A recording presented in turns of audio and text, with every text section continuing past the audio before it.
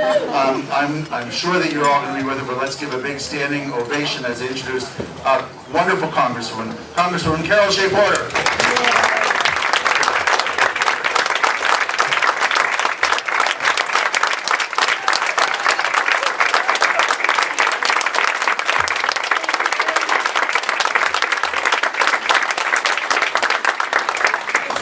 Actually, we should be applauding all of you. And I thank you very much for this great honor of serving again. And you know, that was a tough election, they all are, but that was a tough one.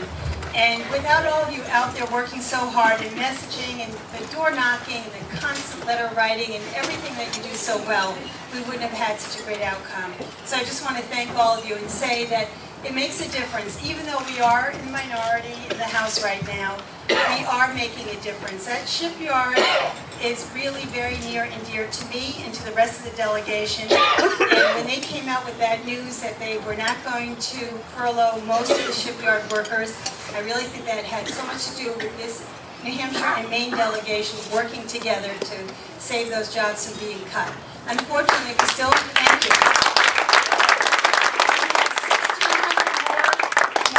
People there who are going to experience furloughs, so we still have work to do there. And the Violence Against Women Act did not get through in the 112 the way it should have, and it was not strong under the 112. But because of the extra Democrats that everybody sent down to Washington, we were able to pass the Violence Against Women Act, which is now the law of the land.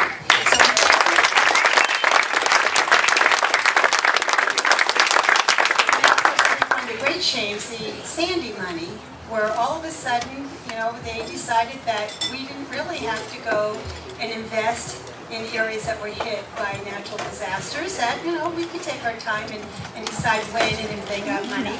When more Democrats came in, that changed too. So we are able, when we work together, to stand up for people. And I thank you, and I intend to continue doing that through this term. There are so many issues on the table right now, and I am there fighting them with you and for you. Medicare, Social Security, all of those programs that are under threat, I'm there with you. And so I thank you for the honor of serving. Now I want to talk about somebody else who's there for you and with me. And that is Congressman Tim Ryan from Ohio. And the issues that Tim cares about are the issues that I know you care so much about. Tim is very big on making sure that our trade treaties are fair. And that has been a huge problem. And Tim, I believe you were the one who actually introduced the amendment to try to change the way the Chinese manipulate the currency. And we got through the House, right, and installed in the Senate. This is huge. This has so much to do with protecting American jobs and saying that we have to be fair, not just free trade, but fair trade. So there are a number of us in the House that have stood for this all along, but I would say that Tim Ryan has definitely been a leader on this issue. Manufacturing, we all know what happened to our jobs in New Hampshire, same thing in Ohio. Tim Ryan has been there fighting for jobs and for manufacturing. Indeed, we're on several committees together, and all the programs that you care about, that you want to see highlighted, Tim Ryan is somebody who stands up not just for the people of Ohio, but for the people of this country, and that would include all of us. He's there for working men and women, and I personally think you can't say anything better about anybody in Congress than he or she is there for working men and women, for the middle class, or what I've always called the rest of us. So it's my great honor to introduce my friend that I get to serve with every day, Tim Ryan from Ohio.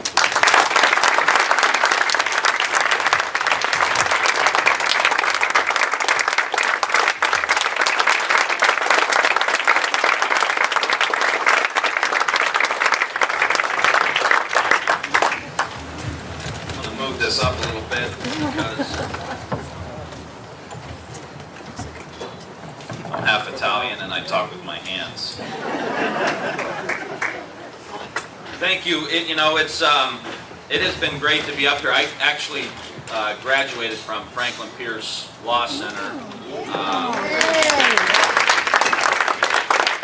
Yes, now the University of New Hampshire Law School, which makes life easier for any Franklin Pierce graduates, so you don't have to get into explaining who Franklin Pierce was and all this other stuff. But it's great to be back in New Hampshire, and in a lot of ways, New Hampshire is a second home to me. I spent a couple years of my life here, and as I said, got a law degree and made a lot of great friends here. And then to get to Congress many years later, and when I was here originally, I was volunteering on some campaigns back in the late 1990s, and I had the pleasure of meeting Ray before he was the man. And I think Ray went through most of his life hoping he'd be the man. And it took a great delegation and a great governor and a great speaker to make Ray Buckley the man. However you get there, Ray. And Annie and Carol are terrific. And I've known Carol, obviously, for a while now. And what I love about Carol is she doesn't back down. This is not some show she puts on and press releases that she sends out to her congressional district back in her home state. This is something that day in and day out, Carol Shea-Porter is on the House floor, working to build alliances, passing out pieces of legislation, pushing people to go to meetings, making sure that the nuts and bolts of the politics and the political process are getting done. And I will tell you, there are a lot of members of Congress who like the title and the office and the letterhead, and then there's men and women who are working day to day in the foxhole to move legislation, and Carol is one of those people, so you should be very, very proud.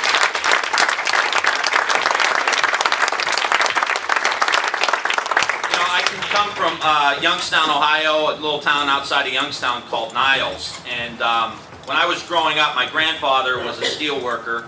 My grandmother worked for the county. She was an AFSCME union member.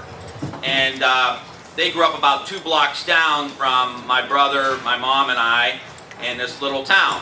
And they were Italian Americans, and so I got to be raised in this beautiful Italian culture with a lot of great food, a lot of pasta, a lot of bread, a lot of pizza, a lot of pasta fazool, pizzelles, like whatever was on the agenda, Grandma was cooking it. But towards the end of their life, I remember this day in particular because you grow up and you start to take on some of the values that you don't really realize until maybe you get a little bit older where you pick them up. And I remember this time where my grandfather was sick, and he got to the point, it was near the end of his life, where he couldn't get around. And I don't know necessarily how you do shopping in New Hampshire, but in Niles, Ohio, my grandparents and their generation turned shopping into an art form. So my grandma and grandpa would go to this particular grocery store and pick up the meat because the meat was on sale. And then they'd go all the way back across town to get the bread because the bread was cheaper over here. And then this place was having bologna on sale for a certain amount of pound, so we had to go over there. And then Miller High Life 30 pack was at the gas station, so we had to go to the gas station and get the Miller. So one of these days when my grandfather couldn't drive, I was taking him around. And it was towards the end, this had been now a couple-hour thing, and I was a little younger, not as patient as I am today, and I was like, all right, Grandpa, let's, what else do we got to get? And he says, well, we got to get, I can't remember what it was, and we're going to go over to this grocery store on the other side of town. And I said, Grandpa, there's a place right here. He says, no, we can't go there. We've got to go. I said, Grandpa, now this is great, but right here is the... And my grandfather said to me, we can't go to that grocery store because the meat cutters are on strike, and we're not crossing that picket line. That was my grandfather teaching me a life lesson. He didn't know the terms of the contract. He didn't know the wages, the work. We're on the side of the guys and the men and the women standing in the street. That's the side we're on. And he didn't know the terms of the contract.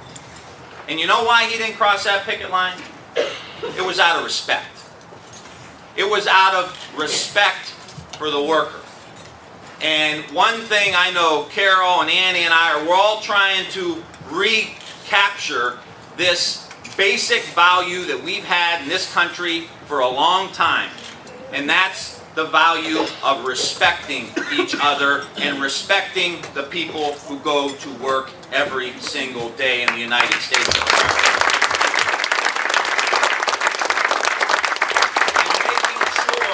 And making sure that each worker can have a fair wage, decent health care, a decent retirement, and make sure that their kids can go to school as the young Democrats were talking about. These are basic American values. Respect for each other, looking out for each other, and the ability to have some upward mobility in our society. And it's shameful, quite frankly, that in the United States we fall into like 10th in the world for upward mobility. Because we have failed, I think, to make the kind of creative investments that we need to make. And we sometimes, even as Democrats, we get mad and upset and caught up in criticizing what the other side has done and not done. And it could get infuriating, especially in Congress, when something the President supports and 80% of the American people support, the United States Senate supports, and the House of Representatives won't even have a committee hearing on it. That gets very, very frustrating. And so I think that we have to start talking about not campaigns anymore. We've got to start talking about movement building. How we can build another generational movement in the United States of America where these elections aren't one off, one on, one off, 2 years Democrat, 2 years Republican, back and forth and back and forth. Where we start rallying around basic values that we articulate, I think, as Democrats. There is a void in the middle of the political spectrum today, and we owe it, I think, to the American people to provide this movement building. And I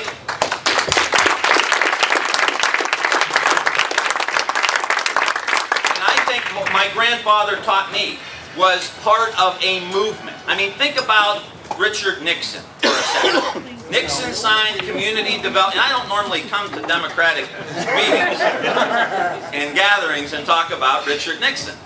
But think about something for a second. He signed the EPA into law. Community development block grants.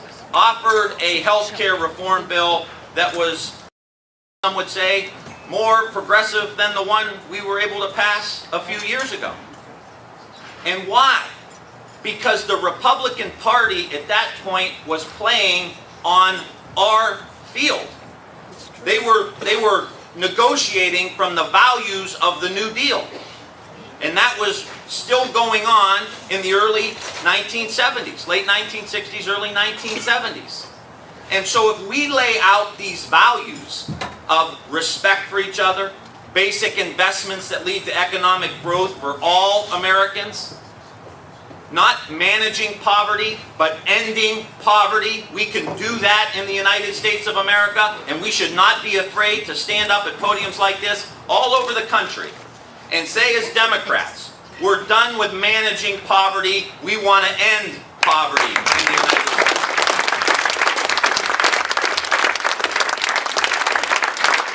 And you end it by having a movement that day in and day out, college kids are getting into this culture of movement building. I had heard the story of Martha running for Congress twice and not making it, but breaking the glass ceiling for Carol Shea-Porter. That's movement building. That's someone making it happen, moving the ball down the field so that it may not be you, but it may be somebody who comes right behind you to make this movement whole and to keep the ball moving down the field. And we owe it. My grandfather's action was an extension of a movement.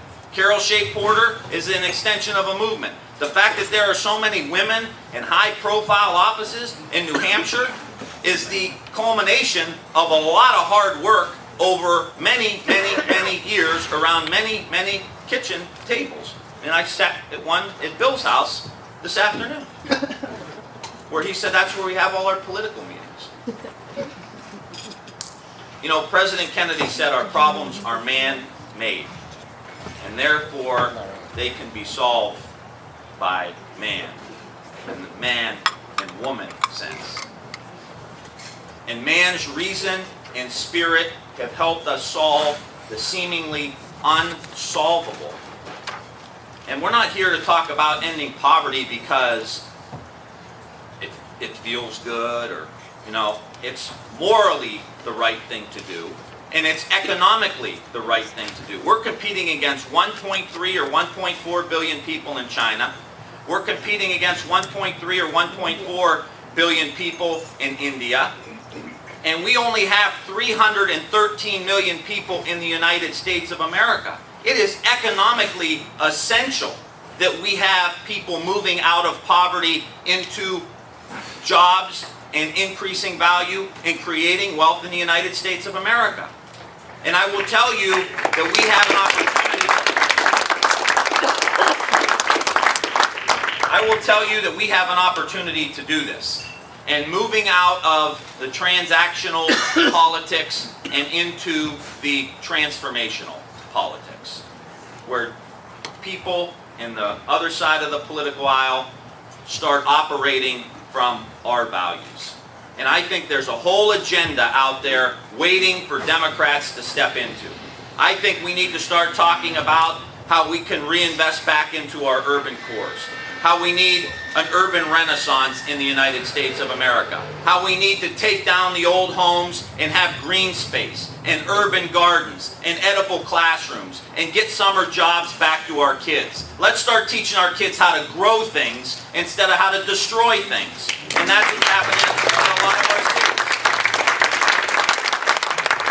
Let's push President Obama's plan to have 15 of these public-private innovation institutes. We have one up and running now, and I brag about it because it happens to be in downtown Youngstown, Ohio. But it's about additive manufacturing and three-dimensional printing, the next generation of manufacturing, with a public-private partnership. It's not going to be all government. It's not going to be all private sector. It's going to be the same recipe that we had after World War II until the 1980s, where it was public investments in research and transportation and infrastructure, in workforce development and education, and then let the private sector come in and make the private investments, and we had a middle class, a thriving middle class. We made investments into the public, we had parks, and if we want to get these young kids and create the kind of life that they want quality of life in their cities. They want bike trails and river walks and farmers markets and fresh food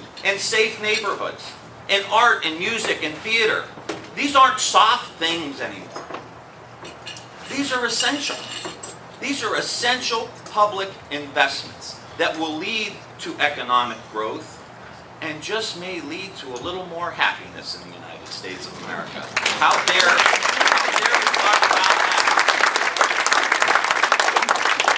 How dare we talk about that? Child care, these kind of things that are so much of a burden on average families. These are things we can do, but they will be the end result of a movement that we need to have in the United States. And I will say to all of you, if you're as frustrated as I know Carol is, I know I am, and I know many others, sick of the dividing, sick of always trying to divide us here in the United States. And we see it every single day. A lot of it's on Fox News. A lot of it's coming from a lot of political leaders that have a lot of power. They'll find every way, every reason to divide us. Right? Who's in a union? Who's not in a union? That's not good enough. Who's in a public sector union versus who's in a private sector union? Who's black? Who's white? Who's gay? Who's straight? Who's north? Who's south? Always dividing. And we can always have our differences in the United States, but we need to come together as Americans, make investments back into America, and we will have another American century.